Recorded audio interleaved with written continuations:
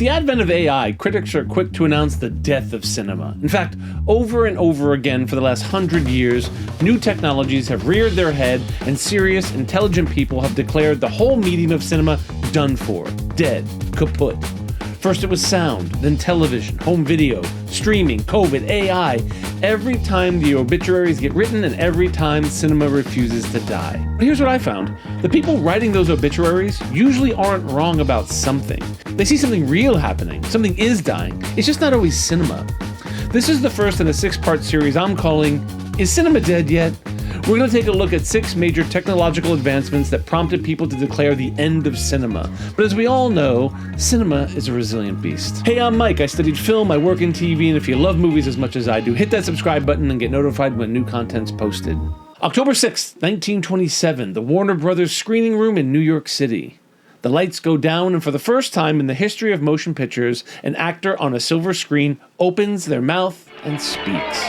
Al Jolson says, Wait a minute, you ain't heard nothing yet. Truer words have never been spoken, but he also wasn't the only one talking. Because within weeks of that screening, some of the most important filmmakers alive were screaming, in print, in manifestos, in interviews, that cinema as an art form had just been murdered. Not wounded, not threatened, murdered. And here's the thing that caught my attention. They weren't cranks. They weren't out-of-touch dinosaurs yelling into the ether. They were Sergi Eisenstein, Charlie Chaplin, 2 of the greatest directors the medium had ever produced. And they were furious. We're going to spend today with the first, and I'd argue the most philosophically interesting challenge cinema has faced.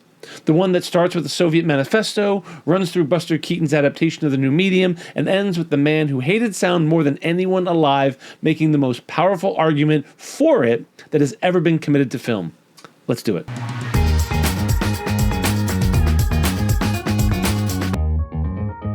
To understand why sound hit the film world like a bomb, you have to understand what silent cinema actually was, and I don't think most people do. When we say silent film, we picture something quaint. Jerky black and white footage, people mugging wildly for the camera, title cards, piano music. But by 1927, silent cinema wasn't so quaint. It was a fully developed, globally sophisticated art form that had been evolving for 30 years. F.W. Murnau's Sunrise, released the same year as The Jazz Singer, is one of the most visually stunning films ever made. The camera moves with a fluidity and emotional intelligence that most sound films wouldn't match for another decade. Eisenstein's Battleship Potemkin, 2 years earlier, had invented a grammar of editing that is still studied in film schools all over the world. Before Eisenstein, Hollywood wanted edits to disappear. It's commonly called continuity editing, seamless, invisible. Eisenstein invented the montage. By juxtaposing seemingly different images next to one another, he created a powerful new meaning that didn't exist in either shot alone. We take it for granted now, but in those days, that was a big discovery in the language of film. Buster Keaton's The General, also 1926, is a masterclass in physical comedy and spatial storytelling that holds up in 2026, as well as it did 100 years ago. Silent cinema at its peak was achieving something extraordinary that we don't fully appreciate anymore. It was a truly international art form. A Chaplin film could open in New York and Tokyo and Berlin and Buenos Aires in the same month, and audiences everywhere would laugh at the same moments, feel the same things. There was no need for subtitles, no dubbing, no language barrier. The Tramp spoke to everyone because he didn't speak at all. And that's not a small thing. That's kind of a miracle. And that miracle was about to end.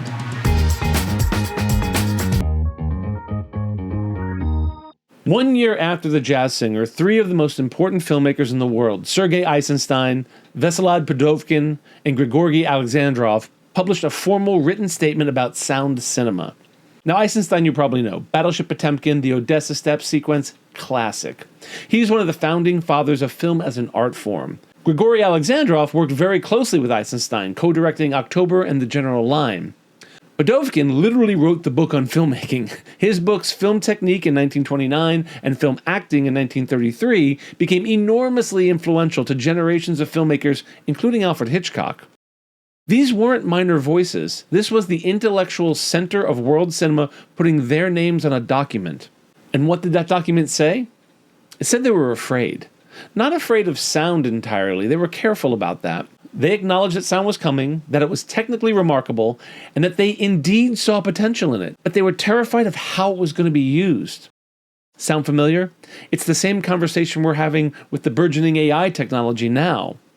They warned, and I want to get this right because the specific language matters, they warned that sound recording would, quote, proceed on a naturalistic level exactly corresponding with the movement on the screen and providing a certain illusion of talking people, of audible objects, etc.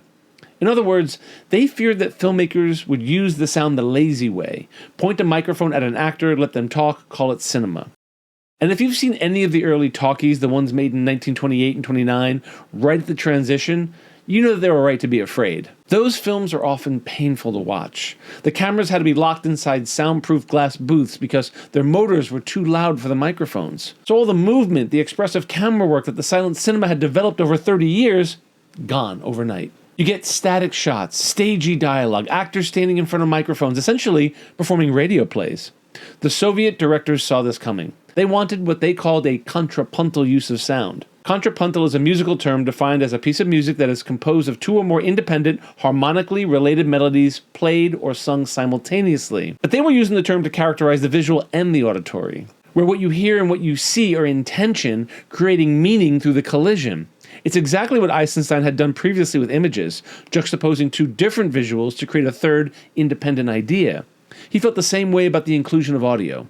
It shouldn't be an afterthought. It should be a considered decision to enhance the meaning of the film. Nowadays, I can give you some examples. Kubrick does this a few times in A Clockwork Orange, but the most notable example is the Droogs' fight with the rival gang set to Rossini's overture Ragazza Ladra. The jaunty heroism of the music transforms the violence into something almost balletic and triumphant, which is exactly Kubrick's disturbing point about how we've become numb to brutality. And of course, Coppola with Apocalypse Now, the Ride of the Valkyries helicopter attack.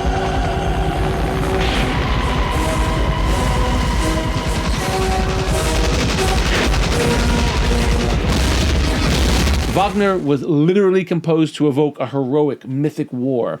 Coppola uses it to make the napalm assault feel glorious from inside the soldier's perspective, which implicates the audience in that feeling before pulling the rug out. The music isn't ironic to the soldiers, it's ironic to us. More recently, Christopher Nolan's Oppenheimer gives us one of the clearest examples of contrapuntal sound, and notably, it does it without a single note of score. World will remember this day.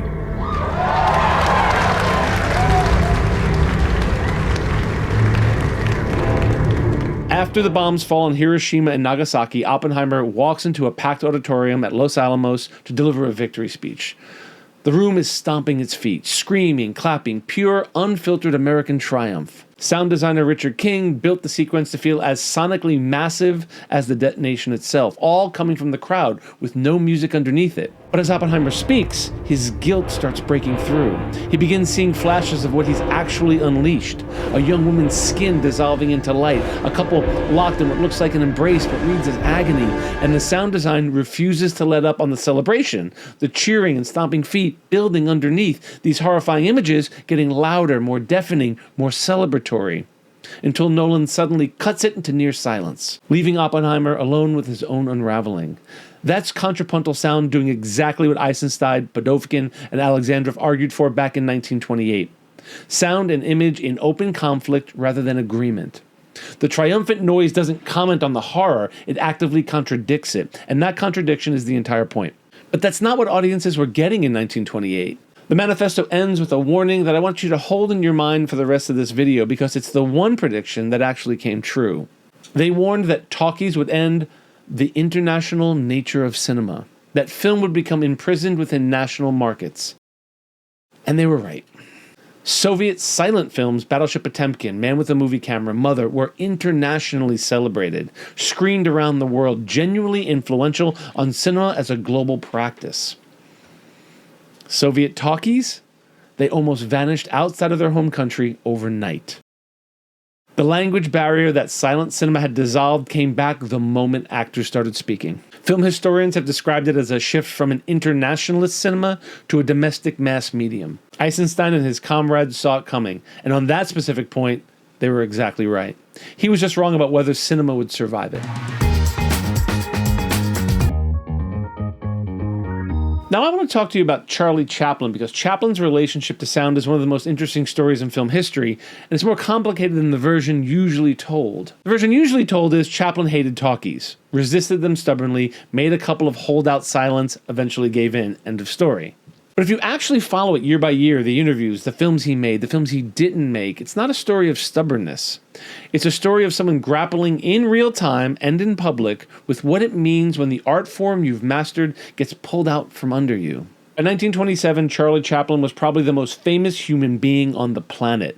Not the most famous actor, the most famous person, full stop. The character he created, the tramp, was recognizable everywhere on Earth. And that universality was, at its core, a product of silence. In 1928, immediately after The Jazz Singer, Chaplin tells the press, and I love this quote, "Moving pictures need sound as much as Beethoven's symphonies need lyrics." Think about what he's saying there. He's not saying sound is bad. He's saying that film, like music, achieves something in its own language that words could only diminish, that the visual medium has its own completeness, its own grammar, that speech isn't an upgrade. It's just a different thing. A year later, in 1929, Chaplin's more pointed. He reportedly told Motion Picture Magazine, "Sound has spoiled the most ancient of the world's arts, the art of pantomime, and has canceled out the great beauty that is silence." And then he did something extraordinary. In 1931, 4 years after The Jazz Singer, 2 years after silent films had been effectively abandoned by the entire industry, Chaplin releases City Lights, a silent film. Not because he didn't know how to make a talkie, he knew, he just refused. He still believed that the tramp, this character he'd been building for 15 years, this little guy who belonged to everyone on Earth, should not speak. He thought that the moment the tramp opened his mouth and said words in a specific language with a specific accent, he'd stop being universal. He'd become particular. He'd become someone's instead of everyone's. And you know what? He wasn't wrong about that. City Lights was a massive critical and commercial success. Critics recognized it for what it was, a masterpiece. One journalist wrote that, quote, "Nobody in the world but Charlie Chaplin could have done it. He's the only person that has that particular something called audience appeal in sufficient equity to defy the popular penchant for movies that talk." In his autobiography, he described the period after City Lights as one where he was obsessed by a depressing fear of being old-fashioned. He left Hollywood for 16 months and returned lonely and depressed. He was confused and without a plan, restless. The man who had just made one of the most celebrated films of the decade was afraid he was becoming irrelevant. 5 years later, in 1936, he makes Modern Times, technically a silent film. Modern Times has a synchronized musical score and sound effects, but there's no spoken dialogue from the tramp or the other characters, with one glaring exception. Modern Times is, on the surface, a film about industrialization, about what happens when human beings are forced to become cogs in a machine, about the dehumanizing effects of technology on the individual, but it's also unmistakably a film about Chaplin's own situation in the film industry. The technology that's grinding people down in Modern Times is the same technology that's been grinding down silent cinema for a decade. And in the middle of the film, there's a scene that I think is one of the most quietly subversive moments in cinema history. The tramp, pressured to perform a song, discovered he's forgotten the words. So he improvises, singing a complete nonsense song in a gibberish mishmash of French and Italian. He communicates everything through gesture, rhythm, and physical performance, not a single real word spoken. It's Chaplin's most eloquent argument against the talkie, delivered inside a movie that technically has sound. If the tramp was ever going to talk, it would have been at this moment. But Chaplin proved to the world that not only would the tramp not speak, he didn't need to. This is Chaplin giving the middle finger to the Hollywood establishment who had been pressuring him to make talking pictures. I mean, come on. That's more than cinema. That's art. Defiant. He's making a statement. Modern Times is one of the last popular silent films ever made. And Chaplin knew it. 4 years later, in 1940, he made The Great Dictator, his first real talkie, his first film with actual dialogue. And it's not just a talkie, it's one of the most powerful uses of the spoken word in the history of cinema. The final speech, approximately 4 minutes of Chaplin speaking directly to the camera, directly to the world, as the war in Europe was escalating, is devastating and poignant. And he used that platform not to draw attention to himself, but to warn us about the rise of fascism. It's the moment where the artist who spent a decade insisting that words diminish cinema produces the most eloquent cinematic soliloquy ever filmed. The man who said sound would ruin cinema made the best possible argument for it. and used his voice as an agent of change. I think about that a lot. I want to spend a few minutes with the critical establishment because I think they're usually dismissed too quickly in this story. The narrative goes, the old guard resisted, audiences loved the talkies, the old guard was wrong, end of story. New technology wins, the Luddites lose, progress marches on, la la la la. But that's sort of a misunderstanding of what happened. The critics who mourned silent cinema weren't just being precious. They were identifying something real. Paul Rotha was one of the most respected film critics and historians in Britain. In 1930, he published The Film Till Now, still considered a landmark work of film history. And in it, he called the sound film, quote, a cacophonous presence, and declared that all dialogue films are simply reductions to absurdity of the attempt to join two separate arts. That's a strong take, but it came from somewhere legitimate. Silent cinema, especially at its peak in the mid-1920s, had developed a visual language of extraordinary sophistication. Critics and theorists had spent years articulating what that language was and what it could do. They'd built an aesthetic framework for understanding film as a visual medium, and then, almost overnight, the entire industry abandoned that framework and replaced it with something that looked, in 1929 anyway, like illustrated radio. Rudolf Arnheim, philosopher, art theorist, and one of the sharpest minds writing about film at the time, published an essay in 1938 called A New Lacune, Artistic Composites and the Talking Film, which eventually was published in his book, Film as Art. In that essay, he argued that spoken dialogue was a diminution of the medium's unique aesthetic capacities. Now, Arnheim was writing a full decade after the jazz singer. He had time to watch what happened, and his conclusion was that sound had, in fact, reduced what cinema could do. That the visual grammar of the silent era, montage, composition, movement, light, had been subordinated to the demands of dialogue. That film had become, in a meaningful sense, a lesser art form than it had been. He wasn't entirely wrong about the early 1930s. Most film historians acknowledge that there was a genuine artistic dip in the first few years of the sound era, while directors and cinematographers figured out how to reclaim the visual freedom that sound had temporarily taken from them. The cameras that had danced through space in the late silent era were locked in glass boxes. The performances stiffened, the staging flattened. What's fascinating is that Paul Rotha, the critic who in 1930 had been most vociferous in his condemnation of sound, essentially reversed course just 1 year later. In his 1931 follow-up, Celluloid, the film today, he wrote, however much we may deplore the coming of the dialogue cinema, we must admit that it had one great merit inasmuch as fresh ideas and new personalities found their way into the studios.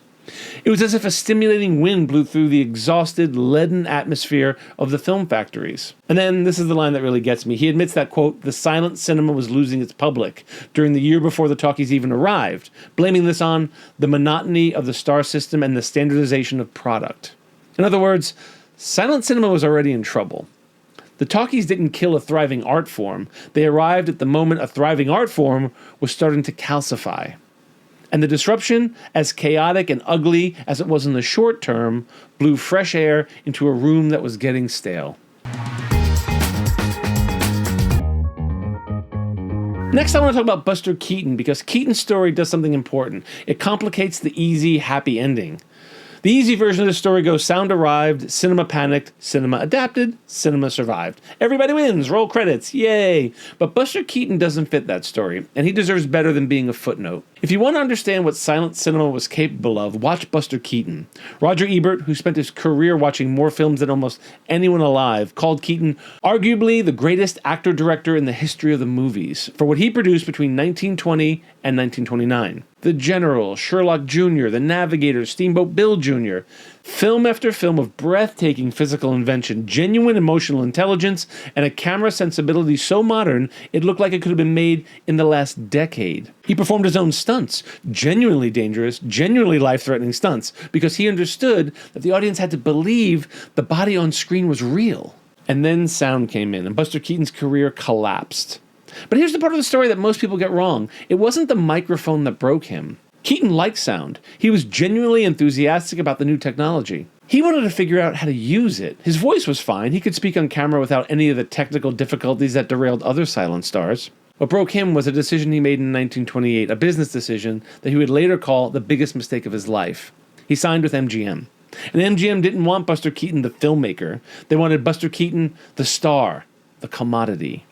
They wanted to put his face in their product. His ideas, his instincts, his insistence on developing gags through trial and error and spontaneous discovery, all of that was a waste as far as MGM was concerned. In the time it took Keaton to develop a picture his way, they could have cranked out 2 or 3 pictures. Sure, Keaton made talkies that were commercially successful. His 1931 film Parlor, Bedroom, and Bath was actually the most profitable film of his entire career, silent or sound, probably because he was given a bit of more artistic freedom. But Keaton generally referred to this period in his career, the period with sound, as beneath him artistically, specifically the films he made with Jimmy Durante. The Passionate Plumber, Speak Easily, and What? No Beer? I didn't need to include the titles, but I just wanted you to know that there was a Buster Keaton movie titled, What? No Beer? He called them turnkeys. Audiences kept coming. MGM kept making them. Sure, they were popular, but the gap between what he was capable of and what he was being asked to do destroyed him. The alcoholism escalated, the marriage collapsed, and by 1933, MGM had fired him. His career as a leading man in feature films was effectively over. He was 37 years old. Biographer Dana Stevens, writing about this period, said that to see Keaton in his MGM talkies is, quote, to witness the extinguishing of a singular artist's creative spark and the erosion of his professional confidence. And she's right. If you watch those films back to back, something's gone. Not the talent. The talent's still there, flashing through in moments, but the freedom is gone. The sense that the film belongs to the person making it. Now here's why this matters for our larger argument. The easy version of the cinema survives sound story leaves Buster Keaton out, or mentions him as a casualty in passing. But I think he's actually the most important figure in the whole chapter, because what his story tells us is that when people said sound will destroy cinema, they were pointing at something real, even if they had the mechanism slightly wrong. Sound didn't destroy cinema. Sound arrived in the corporate machinery that sound enabled, the newly industrialized, dialogue-driven, soundstage-bound studio system. That machinery destroyed a certain kind of filmmaker. The kind that needed freedom, the kind that worked intuitively, the kind that Keaton was. Chaplin, with his total creative control, had his own studio and could resist for a decade or so, but Keaton, who signed that contract with MGM, didn't last 5 years. The technology wasn't the weapon, the industry was. I want you to remember that distinction because we're going to see it again and again in every other episode of this series. There's a coda to this story that I think deserves its own moment. In 1952, 25 years after The Jazz Singer, 16 years after Modern Times, 12 years after The Great Dictator, Charlie Chaplin made a film called Limelight. He played Calvero, an aging music hall comedian whose audience has moved on, a man whose moment had passed. And for a single scene near the end of the film, he cast Buster Keaton as his comedy partner. It was the only time they ever appeared on screen together. Think about what that image represents. 2 men who had defined silent cinema at its absolute peak, who had between them produced some of the most extraordinary physical comedy ever committed to film, now playing washed-up performers doing one last act for an audience that barely remembered them. The subject of the scene and the reality of their careers had collapsed into each other completely. Chaplin didn't originally write the part for Keaton. He thought the role was too small. It was only when he had heard that Keaton was going through hard times, a failed marriage, lost fortune, years of sporadic work, that he insisted Keaton be cast. And when Keaton arrived on set, Chaplin did something he almost never did. He loosened his grip. Chaplin's biographer records that he eased his notoriously rigid directorial style to give Keaton free rein to improvise on his own in the scene. The comedy was largely made up on the day. Keaton was paid scale, the union minimum, and when someone asked him about it later, Keaton said, "I would have done it for nothing." I'm only putting this in because people are going to talk about it. There's a rumor that has circulated ever since that Keaton was so brilliant in the scene that Chaplin jealously cut Keaton's best moments to avoid being upstaged. But I looked into it. The evidence doesn't support it. Chaplin's own associates say he actually edited himself down and preserved Keaton's best work. And Keaton himself, when asked, he said he'd had a wonderful time, that the whole thing had been a joy. And I choose to believe that story.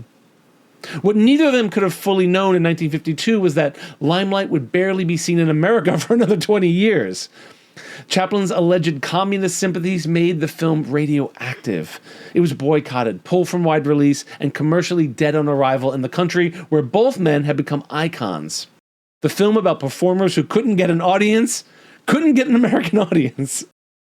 It finally received a qualifying release in Los Angeles in, get this, 1972, and won the Academy Award for Best Score in 1973, 20 years late. It was the only competitive Oscar Charlie Chaplin had ever won. I don't know a better metaphor for what happened to silent cinema than that. Two of its greatest practitioners playing versions of themselves, performing one last routine for a crowd that had moved on. And the film itself embodying that exact theme, locked out of the country where they'd both been legends.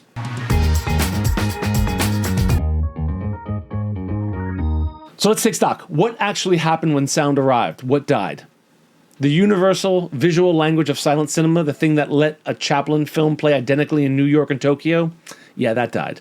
Eisenstein predicted it, and he was right. The language barrier came back the moment actors started speaking. Soviet film, which had been one of the most internationally influential cinemas in the world, became a domestic medium almost overnight. A generations of careers died. Not because their voices were wrong, that's mostly a myth, or at least an oversimplification. But because the transition reorganized power within the industry, and a lot of artists found themselves on the wrong side of that reorganization. Keaton being the most devastating example. And something else died that we rarely talk about. 75 to 80% of all silent films ever made are gone. Lost. The generation that came immediately after the transition saw those films as obsolete. As a product that had served its purpose and had no further use for them. They didn't bother to preserve them. They're also made out of nitrate and were highly flammable. We'll never see most of what Chaplin's contemporaries made. That's a loss that, as a cinephile, is hard to even quantify. What didn't die? Cinema, obviously, but more specifically, cinema as a mass art form, as a communal experience, as an industry. Attendance didn't collapse when sound arrived, it boomed. Audiences were thrilled. The novelty of hearing voices was irresistible. And then it stopped being novel and became simply expected. And by the mid-1930s, the best directors had figured out how to use sound with the same expressive intelligence that the best silent directors had used for the image. And something was gained that we rarely acknowledge when we tell the story. Emotional naturalism. The best performances of the sound era eventually had a subtlety and interiority that the physical expressiveness of silent acting had made structurally impossible. Sound didn't just add words, it added the space between words, the pause, the breath, that thing left unsaid. Those are cinematic tools too. I want to close with the thing that Rotha wrote in 1931 after reversing himself. He said that sound blew a stimulating wind through the exhausted, leaden atmosphere of the film factories. And I think that's the real lesson of this chapter. Not just that cinema survived, but why it survived. It survived because the panic itself was productive. The resistance forced questions that needed to be asked. What is cinema? What can it do that no other medium can do? What's it for? Eisenstein asked those questions through his manifesto. Chaplin asked them through a decade of defiant filmmaking. The critics asked them in their reviews and their books. And the answers that came out of that argument shaped what cinema became. Every time someone declares cinema dead, they're also, whether they mean to or not, forcing cinema to define itself, to decide what it values, to figure out what it will fight to persevere. And that's not death, that's a reckoning. Sound didn't kill cinema. It made cinema figure out what it was. Next time we jump to the 1950s and another new technology that was supposed to kill cinema, television. Spoiler alert, Hollywood didn't just survive television, it sold its entire history to it. Anyway, this is in no way the final word on this subject, so I'd love to read your thoughts in the comments below. As always, film is about community. I'm Mike, and I love movies.